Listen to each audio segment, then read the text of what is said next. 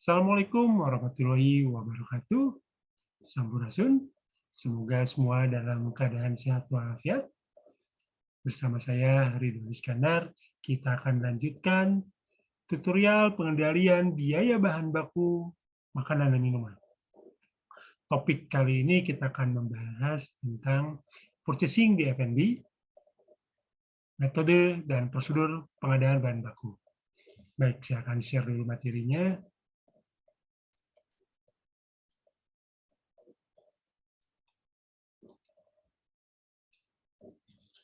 Dalam rangka pengadaan bahan baku, salah satu aspek purchasing yang harus diperhatikan adanya metode dan prosedur pengadaan atau pembelian bahan baku tersebut. Ya, bahan baku makanan dan minuman tersebut ya. Nah, jadi di pembahasan kali ini kita akan membahas metode dan prosedurnya. Baik, yang pertama kita bicara metode dulu. Jadi kalau misalkan kita akan mengadakan atau pengadaan bahan baku makanan minuman, metode pengadaannya atau metode pembelian bahan baku tersebut, pertama kita membahas dengan cara pembelian harian atau kita kenal dengan daily market list. Apa yang kita bisa beli harian ini? Nah, yang kita beli adalah sayuran, buah-buahan, daging, ikan, ayam, dan sebagainya. Nah, ini kita beli harian. Nah, menggunakan form daily market list atau kita gunakan purchase requisition. Nah, ini tiap hari. Ya. Yang kedua adalah predict purchase. Nah, ini pengadaan bahan baku yang dibeli secara periodik, bisa itu 1 minggu sekali, 2 minggu sekali, 1 bulan sekali, atau di waktu tertentu secara periodik. Ketika barangnya sudah berkurang atau barangnya kosong, ya kita belanja. Ya, jadi kalau misalkan pas stoknya sudah berada di reorder point, ya kita akan order. Ya, di stok yang minimal dan harus diorder, ya kita akan melakukan pengadaan. Nah, biasanya yang periodik ini adalah bahan baku yang tahan lama, groceries, atau dikemas. Ya, bentuknya bisa dalam bentuk kaleng, dalam bentuk botol, dalam bentuk packing, dan sebagainya. Ya. Nah, terigu, beras, gula, susu yang dikemas, atau apapun ya, yang memiliki tanda atau tanggal kadaluarsa, nah biasanya kita dibeli secara periodik. Yang ketiga adalah pengadaan atau pemberian dengan metode standing order. Nah, standing order ini biasanya hotel atau restoran cukup order 1 kali, tapi barang akan datang sesuai permintaan. Misalkan suatu hotel kerjasama dengan suatu perusahaan untuk dikirim suatu bahan baku tertentu. Nah, sambil contoh di sini adalah susu, fresh milk. Nah, jadi susu murni ini diorder dari suatu peternakan atau dari suatu perusahaan yang menyediakan susu, dikirim tiap hari adalah 5 botol fresh milk, susu segar. Nah, untuk kebutuhan breakfast. Jadi dikontrak selama 3 bulan akan datang tiap hari 5 botol. Jadi tidak perlu lagi menggunakan form, tidak perlu lagi menyiapkan PR. Nah, cukup 1 kali order, tapi akan barang datang setiap hari sesuai kontrak yang sudah disepakati, 5 botol. Atau bisa juga di dalam kontrak itu weekday 5 botol, weekend 8 botol misalkan, karena weekend ramai dengan tamu-tamu yang menginap di hotel tersebut. Nah, atau tingkat okupansinya tinggi di weekend. Nah, ya contohnya susu. Atau misalkan jamu. Hotel kerjasama dengan perusahaan jamu, minta disiapkan beras kencur, kunyit, dan lain sebagainya, minta dikirim setiap hari sekian botol, sehingga dibikinlah orderan untuk 1 periode jangka waktu, ya sesuai dengan kesepakatan. Nah, inilah belanja metode belanja atau metode pengadaan bahan baku yang sistem pembayarannya bisa di belakang. Nah, lain dengan metode yang terakhir, metode keempat adalah metode pembelanjaan cash and carry, di mana belanjanya kita langsung pergi ke supermarket atau kita langsung belanja ke suatu tempat yang memang menyediakan bahan baku tersebut sesuai permintaan. Contohnya, ada tamu VVIP menginap di hotel kita, dia kita siapkan complementary buah-buahan, nah seorang purchasing dia akan pergi ke supermarket, dia akan pergi ke pasar buah atau toko-toko buah untuk menyediakan buah yang untuk komplement tadi. Atau misalkan ada permintaan wine khusus, nah kita akan beli wine untuk disajikan sebagai komplimen kepada tamu tersebut. Atau juga bisa juga coklat, atau misalkan untuk karena ada tamu yang mengadakan event wedding di hotel kita, jadi kamarnya kita akan dekorasi untuk paket honeymoon, sehingga dekorasinya kita perlu beli secara cash. Nah itu. Nah, jadi tergantung kepada pesanan yang diinginkan oleh departemen yang meminta pengadaan barang tersebut. Jadi seorang purchasing bisa langsung beli bahan baku tersebut ke tempat yang memang menyediakan bahan-bahan yang diminta. Nah, inilah metode pengadaan bahan baku yang bisa dilakukan oleh seorang purchasing ketika ada permintaan pengadaan bahan baku makanan dan minuman. Jadi ada 4 metode pengadaan, 4 metode pembelian bahan baku. Ya. Nah, kemudian kita akan bahas bagaimana prosedur dalam pengadaan bahan baku. Nah, seorang chef ketika dia membutuhkan bahan baku, nah bahan baku ini bahan baku makanan kalau kita bicara chef ya. Nah, dia akan mengikuti suatu prosedur. Nah, seorang chef bisa bikin yang namanya market list untuk bahan-bahan yang memang rutin dia order. Nah, biasanya di market list form itu ada bahan baku sayuran, buah-buahan, ayam, ikan, memang sudah ada listnya, tinggal ditulis saja kuantiti yang dia inginkan. Nah, tapi kalau misalkan ada bahan baku yang memang belum atau tidak rutin kita beli, nah seorang chef bisa bikin yang namanya purchase requisition, purchase request. Ya, nah nanti setelah purchase request ini di-approval, disetujui oleh departemen headnya atau FPM-nya atau seorang executive chef-nya, maka dikirimkan ke purchasing untuk dibuatkan purchase order. Nah, di dalam purchase order itu nanti disebutkan nama item bahan bakunya, kemudian harganya dan siapa suppliernya, biasanya datanya disiapkan dalam bentuk quotation analysis price.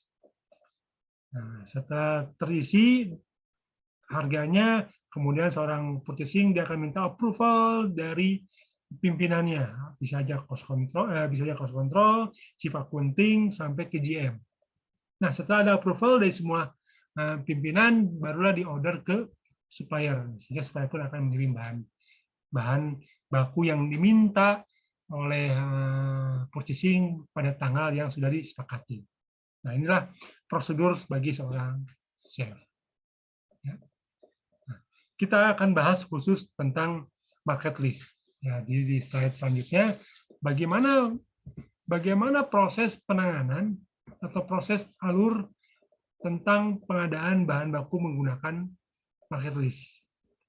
Ya, di F&B departemen, khususnya di main kitchen, seorang chef, dia akan mencatat berapa kebutuhan, misalkan sayuran, berapa kebutuhan sayuran jenis kentang pada hari ini. Nah, dia tulis. Nah, ada di formnya tuh. Nah, biasanya di market itu ada data tentang bahan baku yang tersedia, kentang yang tersedia di dapur, kemudian berapa yang diorder, dan berapa nanti akan diterima. Jadi penerimaan nanti bagian receiving yang mengisi. Jadi dalam satu list, market list, nanti di slide selanjutnya saya perlihatkan. Jadi berapa yang dimiliki pada hari ini, atau pada saat ini, berapa yang diorder. Jadi kalau misalkan tadi, saya ambil contoh kentang. Stok kentang yang ada di dapur atau yang ada di kitchen misalkan 5 kilo. Dan pada hari ini seorang chef mengorder 60 kilo kentang. Nah, seorang cost control dia akan bertanya, kenapa? Ya, kenapa di list ini, di market list ini ada permintaan 60 kilo kentang? Nah, perlu seorang seorang pimpinan, baik itu dari mulai FBM sampai bagian di accounting bertanya. Mungkin kalau kita bicara di F&B departemennya sudah di approval, sudah di approval oleh FBM-nya, FBM-nya tahu kenapa ada permintaan sampai 60 kilo tadi. Oh, ternyata ada event. Sehingga penjelasan event ini pun harus sampai ke cost control. Oh, ternyata ada permintaan 60 kilo ini karena akan ada event. Karena ada misalkan ada wedding atau ada banquet yang memang membutuhkan jumlah kentang yang banyak. Nah, sehingga setelah diketahui ada permintaan yang banyak itu, sehingga cost control akan menyetujui permintaan tersebut. Karena memang ujungnya untuk transaksi, ujungnya untuk penjualan.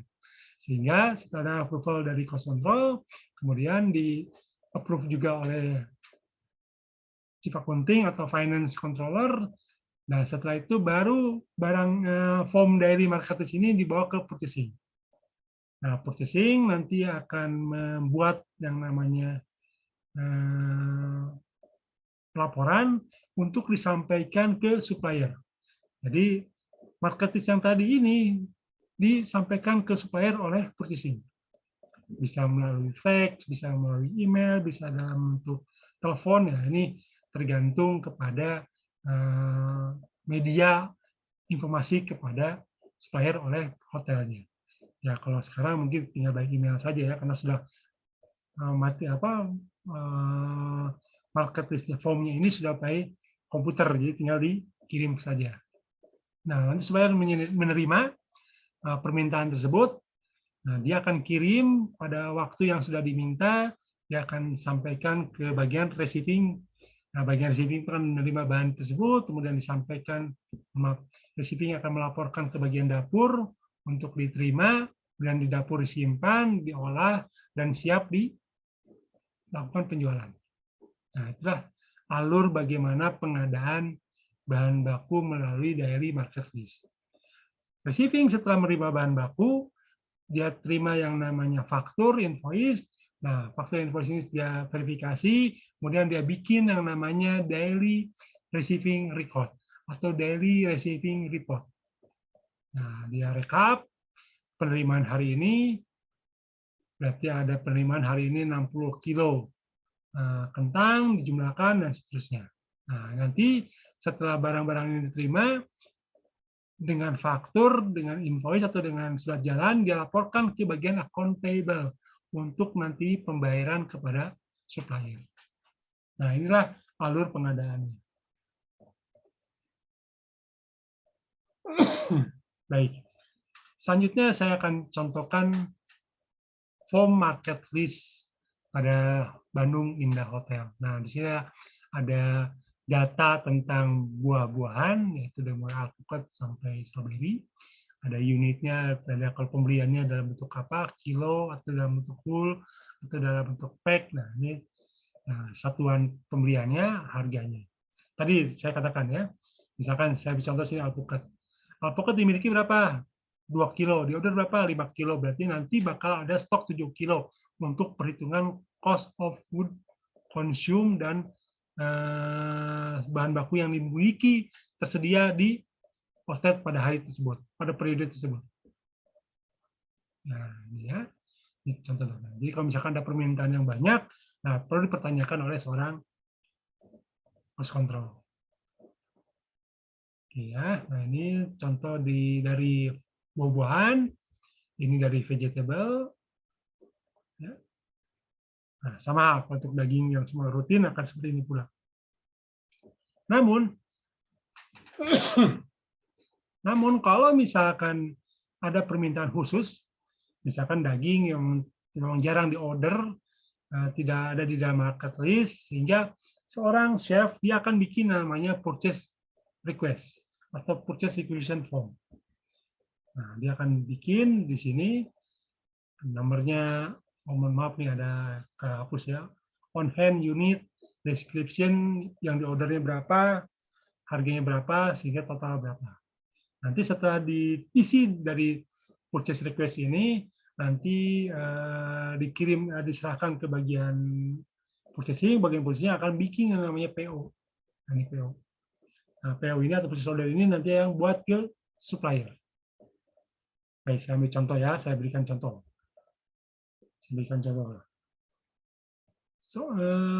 Pada Rabu 12 Juni di Hotel Bandung Indah ini, Main Kitchen butuh yang namanya strip loin dan tenderloin karena ini memang menu yang jarang dipakai, jarang juga, tapi ada permintaan sehingga dibikinlah purchase request. Tapi kalau misalkan sirloin, kemudian oxtail atau sop buntut ya, itu sudah ada di market list karena memang rutin di order.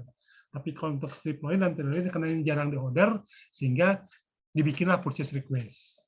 Ya karena pembelanjaannya hanya kadang-kala saja. Nah, di sini ditulis permintaannya 20 kilo untuk strip loin, tenderloin 10 kilo, perkiraan harganya 144, kemudian harga dari tenderloin 150, sehingga total pembelanjaan dengan purchase request nomor 00223 ini adalah 4.380.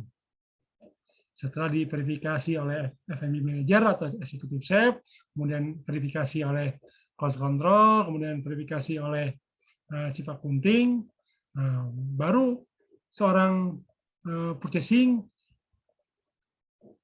dia akan melengkapi PO ini untuk dikirimkan ke supplier.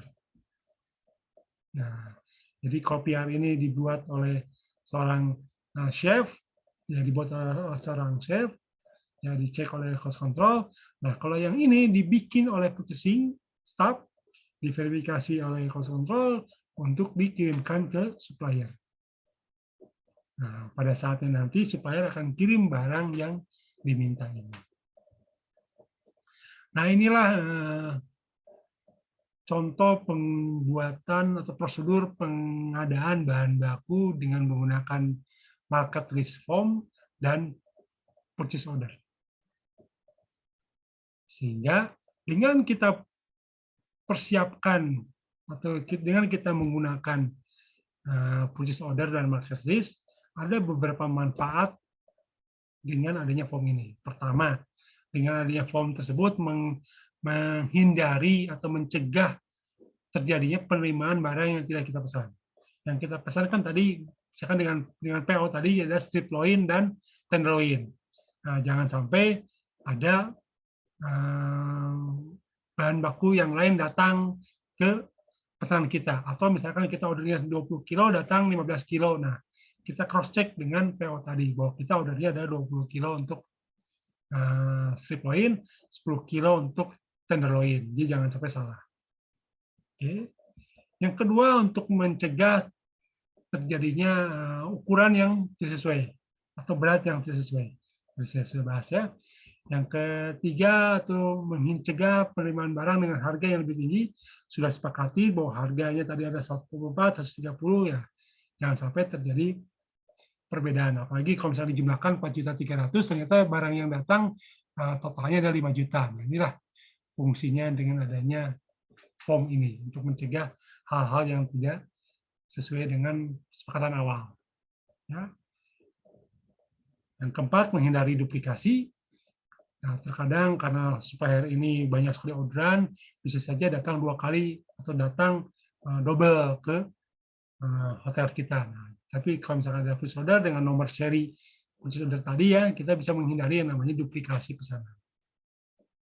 Yang kelima, yang terakhir adalah mengawasi atau mengantisipasi adanya keterlambatan pengiriman atau kekurangan dalam jumlah pengiriman. Jadi kalau misalkan terlambat pada hari yang sangat mendesak, nah tinggal action dari seorang purchasing untuk langsung belanja ke pasar. Ya, untuk menghindari, karena memang ada permintaan dari seorang chef, barangnya harus sedia, sehingga kalau misalkan terjadi keterlambatan, seorang purchasing atau seorang staff di dapur bisa membantu seorang purchasing untuk belanja langsung ke pasar atau ke supermarket untuk pemenuhan barang-bahan baku tersebut. Nah, ini ya.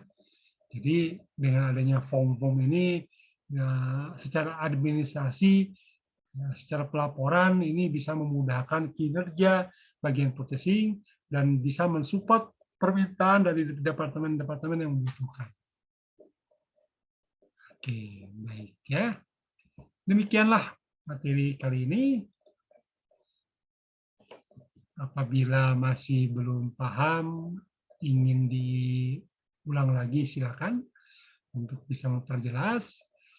Kalau ada pertanyaan atau respon, silakan tulis di kolom komentar. Saya rasa materinya cukup. Terima kasih. Wassalamualaikum warahmatullahi wabarakatuh.